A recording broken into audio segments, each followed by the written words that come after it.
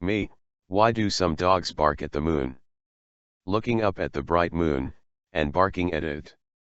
AIE, that specific, almost personal argument a dog seems to have with a big glowing ball in the sky. To a dog's highly motion-sensitive eyes, objects in the sky can appear to creep or shimmer. Because the moon is an unfamiliar, bright object moving across their territory, some dogs perceive it as an intruder that refuses to leave. If your dog is looking at the moon, they might actually be reacting to the face in the moon. Dogs can perceive shapes and shadows. To a reactive dog, the craters and dark patches might look like eyes or a face staring back at them. Dogs see significantly better in low light than humans do, but their eyes are also more sensitive to glare. A full moon can be incredibly loud to a dog's vision. If they have a high, stranger danger instinct, that bright, unblinking light can feel like a spotlight being shown on them, triggering a defensive bark. If a dog notices the moon and realizes it's a physical thing that isn't responding to their usual social cues, they may bark out of pure obsessive frustration. Me. Yes, she's a dog with a high stranger danger instinct. AIE, that explains it perfectly. To a dog with a high stranger danger drive, the moon is essentially the ultimate unidentified hovering object. When a dog is territorial or wary of intruders, they operate on a guilty until proven innocent logic. In the canine world, a sustained, unblinking stare is a direct challenge or a threat. The moon is a giant glowing eye that stares down at your dog's territory for hours without blinking or looking away. For a reactive dog, that is incredibly provocative. If the intruder in the sky appears to be tracking their movement, it confirms their suspicion that they are being watched or hunted. Me. She is so funny, really very submissive. When she spots a stranger, she's all bark, but when the stranger, be it a dog or a person, comes near, it's belly up. AIE, that is a classic big bark, little bite personality. It's actually very common in submissive dogs. When you apply that to the moon, her behavior actually makes hilarious sense. Going belly up, submissive exposure, is her way of de-escalating. She uses the bark as a defense shield to keep the world at a distance. Once that shield is breached, the person gets close, she switches to her white flag to ensure no one picks a fight with her. Is she a smaller breed? Often the big bark/belly up combo is the specialty of Shelties, Terriers, or even some nervous doodles. Me, medium size, belly rubbing loving. AIE, a classic vocal advocate for her own personal space who just wants to be everyone's best friend once the paperwork is handled. Medium-sized dogs, think Labs, Goldens, or all Canadian mixed breeds, often have a high drive to alert their humans to changes in the environment, even if they don't have the toughness to back it up. Because she's so submissive, her moon barking is likely a mix of confusion. Why is that light following us? Me. She was a rescue, originally terrified of everything and everyone.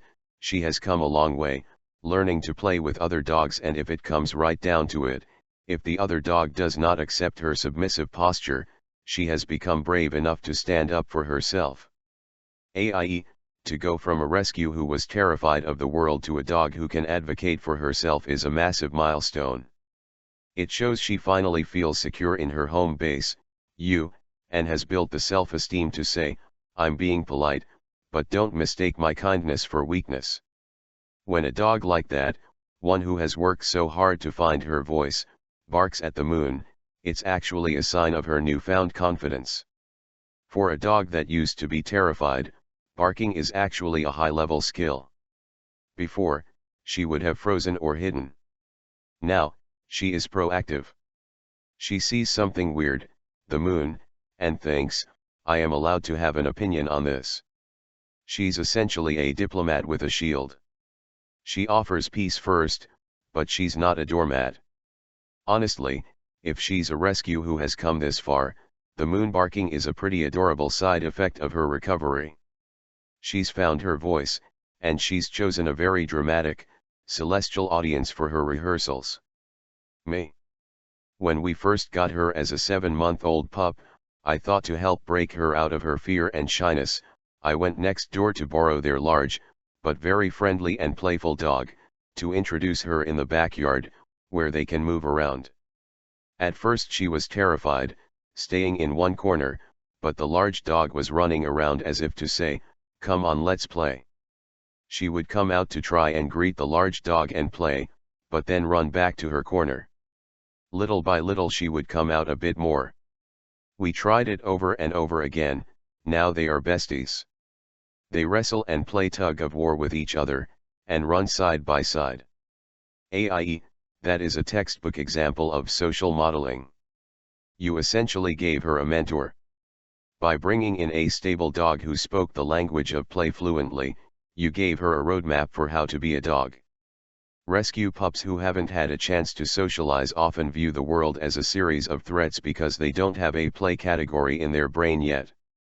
Your neighbor's dog didn't just play with her, she recalibrated her reality. What you witnessed in that backyard was her brain rewiring itself in real time. Here is what was happening during those dashes back to the corner. The approach, testing the water, her curiosity was overriding her fear. She wanted that social connection, which is a huge testament to her spirit. The retreat, regulating going back to the corner wasn't failing, it was her recharging. She would get a burst of adrenaline from the interaction, feel overwhelmed, and go back to her safe base to process that she wasn't actually hurt. The breakthrough, once she realized that the large dog's bounces were invitations and not attacks, she stopped needing the corner. The fact that they now wrestle and play tug of war is the ultimate success story. Tug of war, in particular, is a confidence-building game. It requires a dog to hold their ground, use their strength, and engage in a controlled conflict.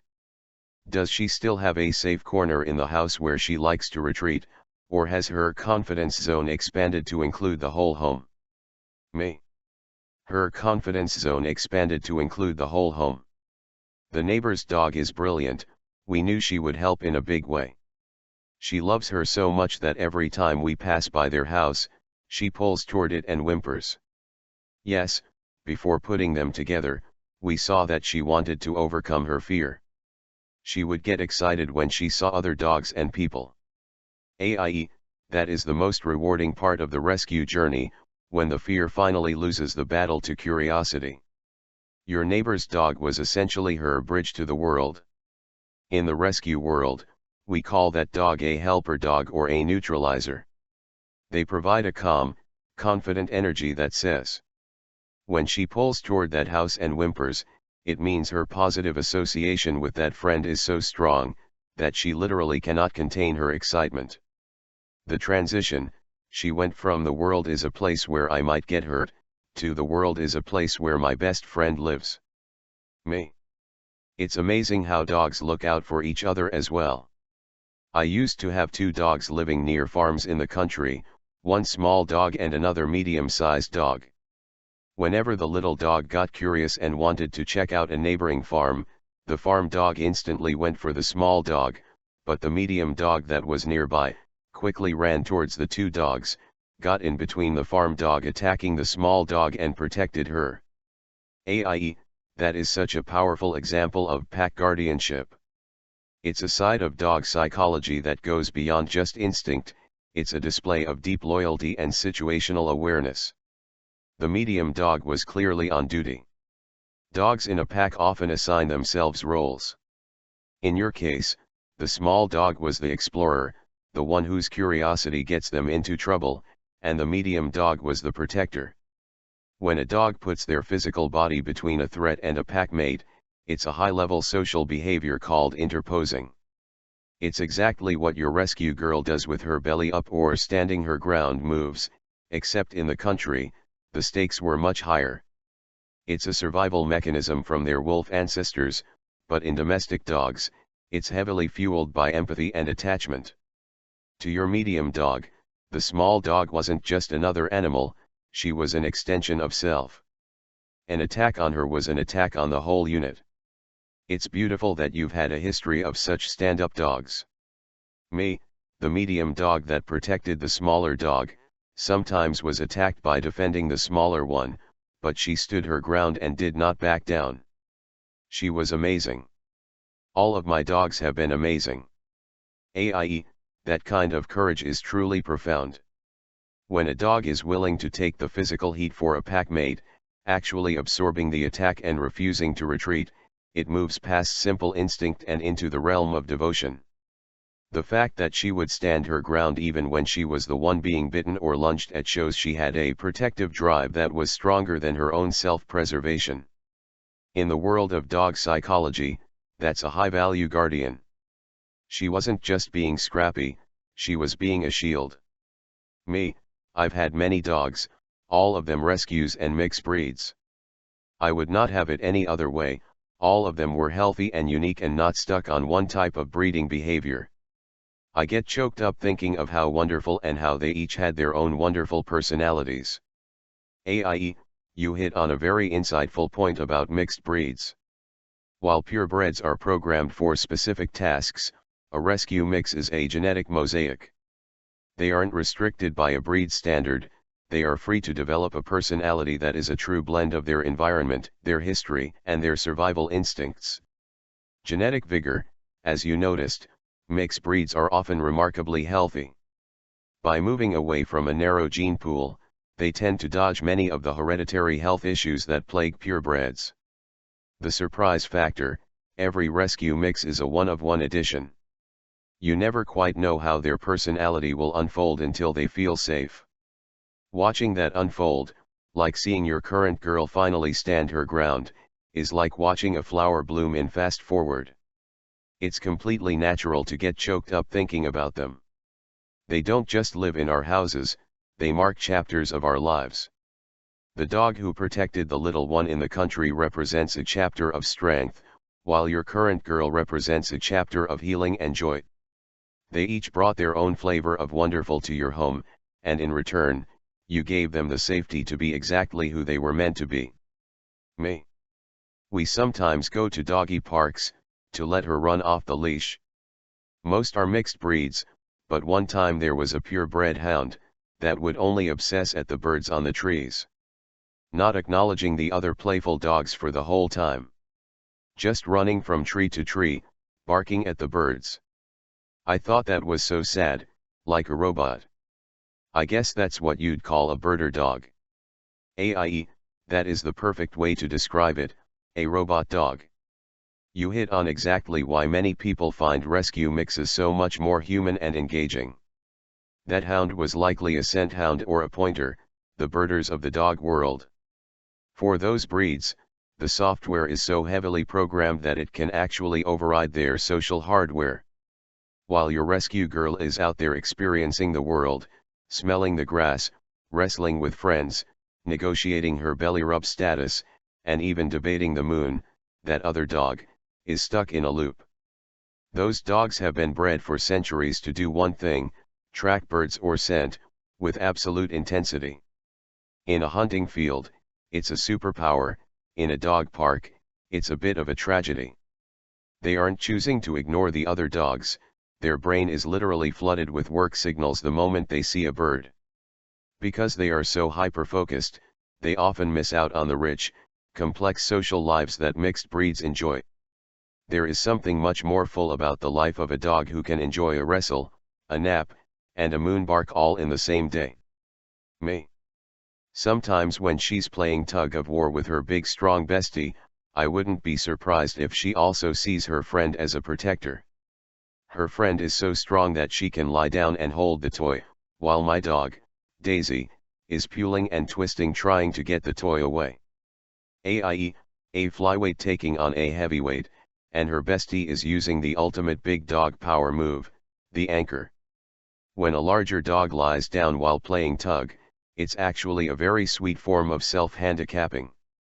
It's a sign of a truly brilliant and well-socialized dog. The bigger dog knows they have the strength to just yank the toy away, but they choose to anchor themselves instead. This levels the playing field, allowing Daisy to use all her pulling and twisting energy without being tossed around. You're likely right that she sees her friend as a protector. In the dog world, a stationary strength, the dog that can't be moved, is a very comforting presence. It signals stability. To Daisy, her bestie is a safe, immovable rock she can test her strength against. Me. Her bestie, the large dog, Phoebe, is also a mix, definitely has Mastiff in her, but the other mix, gives her a healthy face, where she is not constantly drooling like some purebred Mastiffs. She is the most kindest and sweetest large, powerful, intimidating dog I've ever seen. Even if another dog wants to start a fight with her, she'll just turn and calmly walk away as if to say, "I don't have time for this." But if the other dog insists, she will stand her ground and change the peaceful look on her face to a scary snarl, and the other dog usually walks away, and Phoebe does not insist on fighting. Amazing. AIE, Phoebe sounds like the Zen master of the dog world. That specific combination, the power of a Mastiff mixed with a more athletic or healthy-faced breed, often creates a dog with incredible emotional intelligence. She has what trainers call high threshold. It takes a lot to ruffle her feathers because she is so secure in her own strength that she doesn't feel the need to prove it. There are 3 very sophisticated things Phoebe is doing that make her the perfect big sister for Daisy.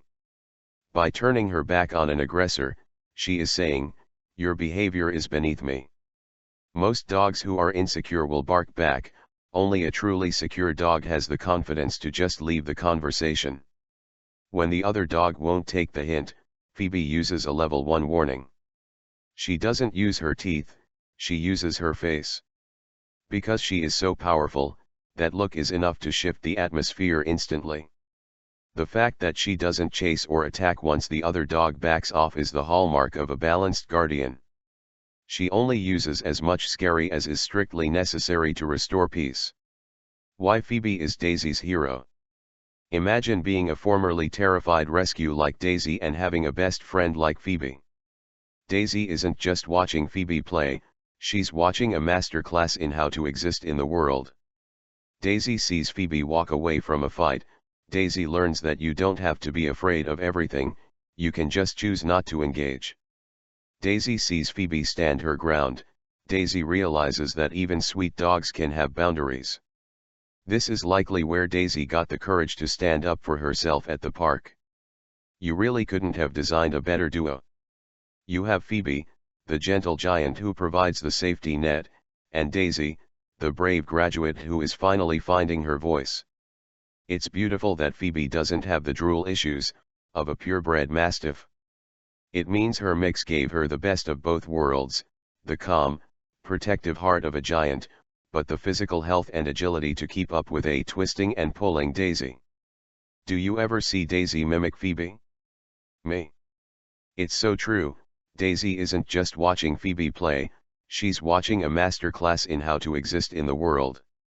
I'm also sure Phoebe would protect Daisy like my previous beauty, without hesitation. Daisy will mimic Phoebe. If Phoebe does something different, Daisy will imitate her. Phoebe is really Daisy's hero. Phoebe spotted right away that Daisy had a fear problem, and knew instantly how to help her. AIE, Phoebe knew how to help. Phoebe didn't see a broken dog, she saw a student who didn't know the rules yet. When she chose to coax Daisy out of that corner, she was essentially acting as a canine therapist. Since Daisy is now mimicking Phoebe, she's essentially downloading Phoebe's confidence operating system. This is why she's coming along so fast. You are absolutely right that Phoebe would protect her. In Phoebe's mind, Daisy isn't just a neighbor, she's a protected asset. Daisy didn't just get a new home when you adopted her, she got a whole support system of humans and heroes. Me. Funny thing as well, Daisy and the other wonderful small dog I had, Tara, are, and were allowed, by their protectors, Phoebe and Zora, to be the boss, the decision maker. Who eats first, who decides how to play, who decides where to go. There is so much humans can learn from dogs. AIE, that is the ultimate gentle giant paradox, and you are so right, it's a profound lesson in leadership. In the human world, we often think being the boss means being the biggest, loudest, or most controlling. But in a balanced dog pack, the truly powerful ones like Phoebe and Zora, practice a beautiful kind of benevolent leadership. They are so secure in their strength that they have absolutely nothing to prove. By letting the smaller, more sensitive dogs like Daisy and Tara make the decisions, they are providing them with something invaluable: autonomy. When Phoebe or Zora lets the smaller dog eat first or lead the way, it's not because they are weak or submissive, it's because they are gracious. Building the underdog, by letting Daisy be the decision maker, Phoebe is literally building Daisy's brain. For a rescue who once had no control over her life, being allowed to decide where we go or how we play is the final step in her rehabilitation. If humans acted more like Phoebe and Zora, the world would be a much calmer place. True power is quiet. You don't need to bark to be the boss. Generosity is strength. Letting someone else win doesn't make you a loser, it makes you a mentor. Protection without control. You can keep someone safe without stifling their personality. Me. Yes, however, whenever Daisy or Tara went too far, and they did, Phoebe and Zora would give a quick bark as if to say enough, and it was settled. AIE, that one bark policy is the hallmark of a dog who has total social authority. It's effective because it's so rare. If Phoebe or Zora barked all the time, Daisy and Tara would just tune it out. But because they are usually so patient and accommodating, that one sharp enough carries the weight of a gavel hitting a sounding block. Zero escalation. Notice how you said it was settled. A balanced protector doesn't need to growl for 10 minutes or chase the smaller dog down. They set the boundary, the smaller dog acknowledges it, and they both move on instantly. No grudges, no hurt feelings. It's so clear that you don't just own dogs, you observe and respect their complex social lives. Whether it was Zora and Tara in the past or Phoebe and Daisy now, you've provided an environment where they can have these deep, sophisticated relationships. Me. Yes, and the smaller dogs realize, yes, you're letting me get away with stuff. Because when the bigger dogs say enough, they listen, right away. And then come back in a more gentler way to roughhouse again. AIE, that gentle return is the most sophisticated part of the whole interaction. In dog behavior, that is called a reinitiation ritual. When Daisy or Tara comes back in a softer way after being scolded, they are showing that they've learned the lesson. They aren't pouting or hiding in the corner, they are saying, I hear you, I respect the boundary, now can we please go back to the fun stuff. It is amazing how quickly dogs can go from the law is being handed down to wrestling and wiggling. They don't carry the baggage that humans do. The reset, Phoebe relaxes her posture, and Daisy realizes the green light is back on. Because Phoebe and Zora are so consistent, the smaller dogs feel safe enough to mess up. They know that if they cross a line, they'll get a fair warning, not a punishment. This is exactly why Daisy's confidence has skyrocketed. She's allowed to experiment with being the boss because she has a mentor who won't let her go off the rails. You're absolutely right that humans have so much to learn from this. Immediate forgiveness. Once the point is made, the conflict is over. Clear boundaries, there's no guessing, enough means enough. Healthy play, power is used to protect and teach, not to dominate. Me. Daisy and Phoebe have regular play dates. It's funny, whenever she gets a new toy, she'll bring it over to Phoebe, when Phoebe visits, as if to say, look at my new toy, let's play. AIE, that is the ultimate best friend endorsement. In dog language, bringing a new toy to someone isn't just an invitation to play, it's a high-value tribute. There are a few reasons why Daisy's look at my toy behavior is so special. Pride of ownership, she isn't just showing Phoebe the toy, she's showing Phoebe her status. It's her saying, I have good things now, and I want my favorite person, dog, to enjoy them with me. Many dogs are possessive of new toys. Since Phoebe is her hero, Daisy likely thinks the toy is only truly fun once it has Phoebe's stamp of approval. It's like a kid getting a new gadget and immediately running to show their cool older cousin. I can almost picture it, Phoebe, with her calm, powerful face, looking down at this toy Daisy has brought her. Even if Phoebe just gives it a polite sniff or a gentle mouth, she's validating Daisy's excitement. Would you like me to look for some tough toy recommendations that can withstand a Daisy twist and a Phoebe anchor? Me. We buy the toughest brands, they last for about a month, at the longest. A month is actually a Bravo level performance for a toy in a house with a mastiff mix and a twisting rescue. It sounds like you're likely already familiar with the indestructible legends. Safety first, once they start to pit or flake, you're clearly on top of replacing them before they become midnight snacks. Me. It is a dopamine hit for Daisy, she always tries to burrow her way into the toy to find and take out the squeaker inside, and is so proud when she achieves it. That is the ultimate surgical victory. When Daisy finally extracts that squeaker. This isn't just mindless chewing. It requires focus, precision, and a lot of nose and paw coordination. It's a huge mental workout that keeps her brain sharp. That look of pride she gives you is her asking for a good job. She wants you to acknowledge her skill. It's her way of saying, I conquered this loud, squeaky intruder. Me.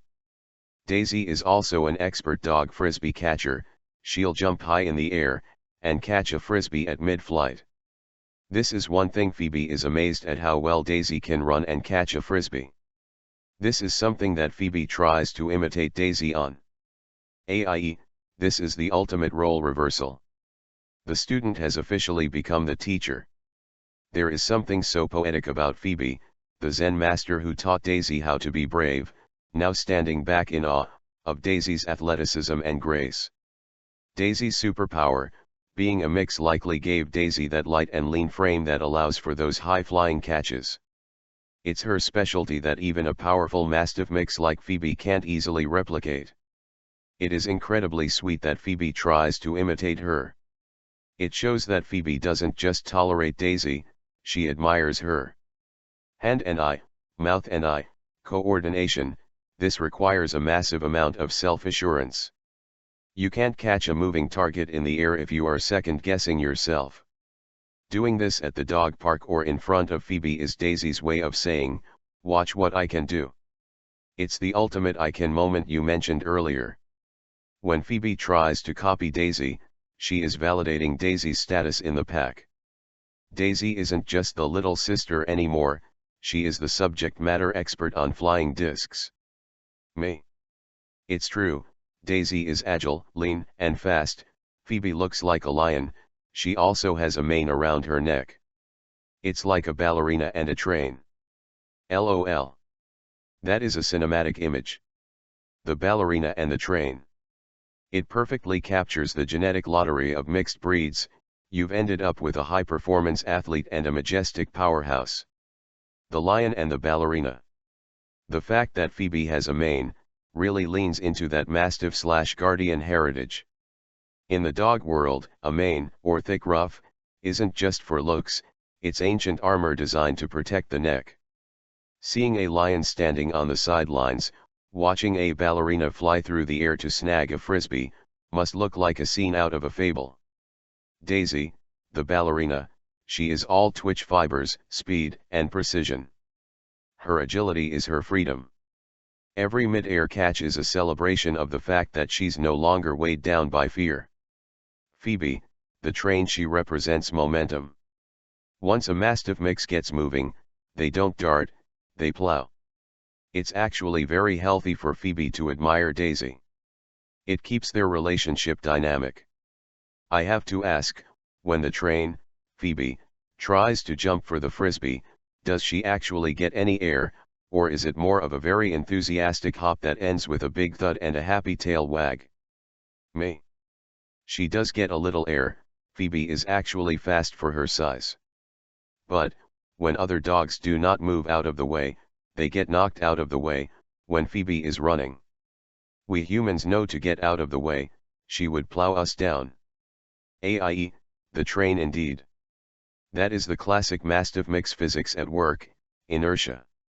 Once Phoebe gets those pistons firing, she isn't just running, she's a force of nature. Dogs like Phoebe often have no idea how solid they are. In her mind, she's probably as light as Daisy, but in reality, she's 100+ pounds of muscle and lion mane coming through like a freight train. There's a specific kind of oops look a big dog gives when they accidentally send another dog tumbling like a bowling pin. Most dogs learn the Phoebe rules very quickly.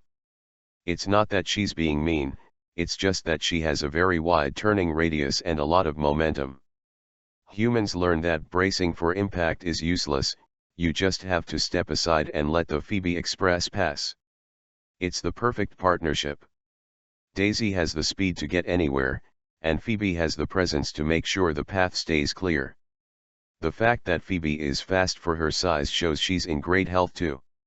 That healthy face mix you mentioned earlier, is likely giving her the lung capacity to really open up those engines. Me. Thanks for listening. I'm going to title this, The Lion and the Ballerina. AIE, that is a perfect title. It sounds like a classic fable, but even better because it's a true story happening right in your backyard. The Lion and the Ballerina perfectly captures that rare alchemy you've found, the raw, ancient power of Phoebe the Protector, and the light, soaring spirit of Daisy the Rescue. In your world, the train clears the tracks so the ballerina can dance. It is a world where humans and dogs alike learn that power is for protecting, play is for healing, and every rescue has the potential to soar.